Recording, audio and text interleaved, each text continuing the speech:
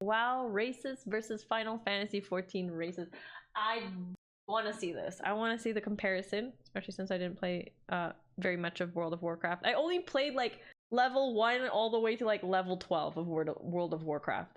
And I only did it because I just wanted to get the Lady Liadrin portrait of Hearthstone. And then once I reached level 12 and I was supposed to reach, I think I was supposed to reach level 20 to get the portrait. I gave up at level 12. I was like, no, I don't like this. I never got the portrait. Today we're going to talk about what Final Fantasy XIV race you might like based on the race you play in World of Warcraft. Be advised that there are no racials or stat differences that really matter in 14. It only affects whether players will see you as a big hunk of meat or potatoes. Hires are the humans of 14. For boys, you can be a generic RPG guy or man who has seen some shit. Highlanders show a full range of emotions: angry, sad, drunk, and hungover. If you are wanting a Tyrallian type human model, here it is, only better because his eyes aren't bulging out of his head. Here's my creation of Jaina in 14. I think in the face, she looks more like pre-BFA versions of hotter. Jaina, and more like the statue they released recently. Dude, the FF14 just looks so much hotter. Jaina is she has good hygiene. Did you just say good hygiene? One race of small beans. Well, potatoes are tubers, but doesn't matter. As a goblin player, I don't like gnomes, and so my first reaction to Lalafels was attack it! Kill it! But I was wrong, because while they seem like anime chibi gnomes, they're actually goblins at heart. They run the trade cartels of Eorzea. They are cutthroat little monsters wrapped in a cute, fun-sized package. It looks better, are better though. than gnomes because they're not addicted to meth, and they're less likely to explode than goblins. Though they might still explode if you don't stick a fork in them before cooking. WoW claims to have many elves, but it really has two: blue elves of the night and tan elves of the day. You have the same choices in 14 with Elezen. The ears are not as long though, so if you want to be a long-eared tree hugger from a matriarchal society, consider the Viera coming in Shadowbringers. Unless you're playing a male character, in which case Viera is not going to be available to you, but at least with Elezen you'll still have a terrible running animation.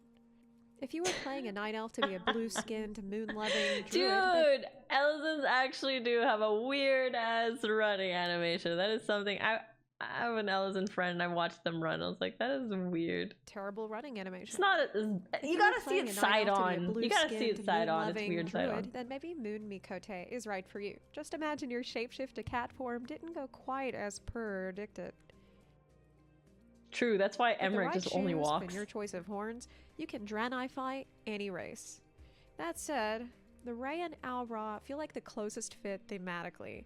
They've got tails, horns, glowy eyes, and casually mention they're better than you. Or should I say, holier than thou, by claiming a divine connection. Like Al-Ra, they're refugees from a faraway land who made us drop what we're doing to work on their problems for a whole expansion. The only problem with Al-Ra is he that barely has any detail. Yeah, that's just kind of why I didn't further progress into World of Warcraft. I stopped at level 12 because I just wasn't attached to my character. I didn't like the details of the game. Like I didn't even looking at the background and how my character looks. It's just not really for me, anyways. Maybe some of you guys like it, but if you compare it to Final Fantasy XIV, it's like, I don't know, for me there's no comparison. Like Final Fantasy XIV just looks amazing compared to World of Warcraft in graphics.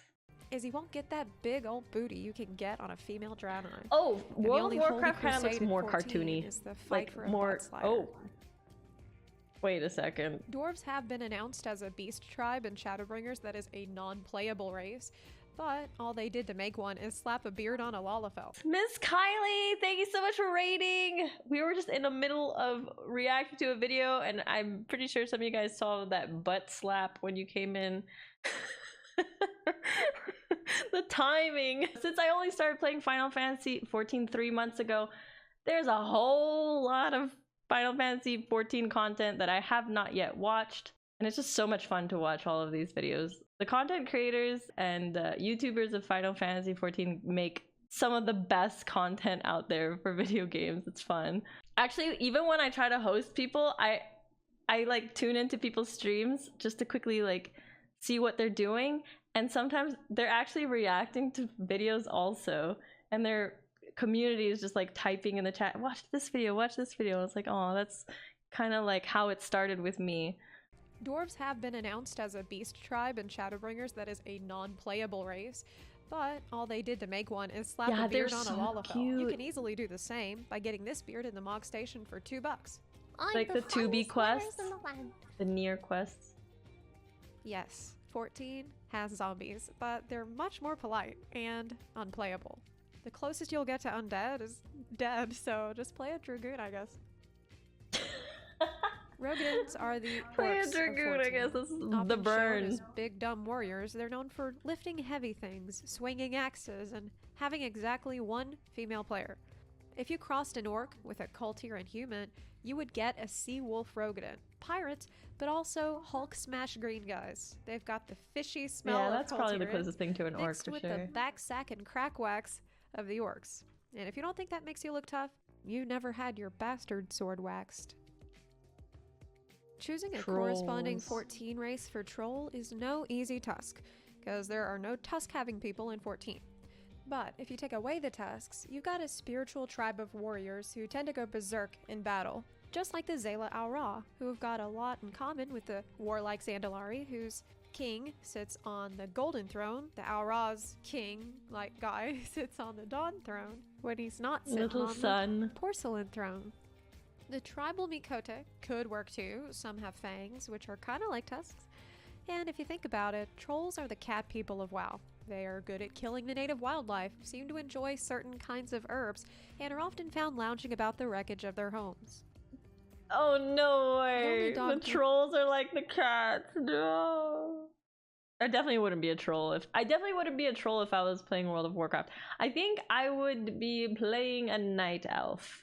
What is People in this? 14 are NPCs, but furry problems require furry solutions, and there's a fursuit in the Mog Station for furry $4. solutions. But what if you're a cow or a panda furry? In that case, the best you'll get is Hrothgar coming in the new expansion. One of them even has a horn to make the move smoother for you Taurens. I'm sorry. Pandas do exist in 14, but since God has not yet abandoned us, they're not shotgunning beers and shuffling. If you're coming from WoW and looking to check out 14, I hope this video helped you pick a race, or at least understand your options better. If you'd like to see more WoW versus Final Fantasy 14 type videos, yeah, I wonder in the comment section below. Actually, how old this video is. Let's go check. 2019. This was probably when Zepla made was beginning to make the shift from WoW to 14. Maybe, I don't know. I was too busy playing Hearthstone at the time, so I wouldn't really know.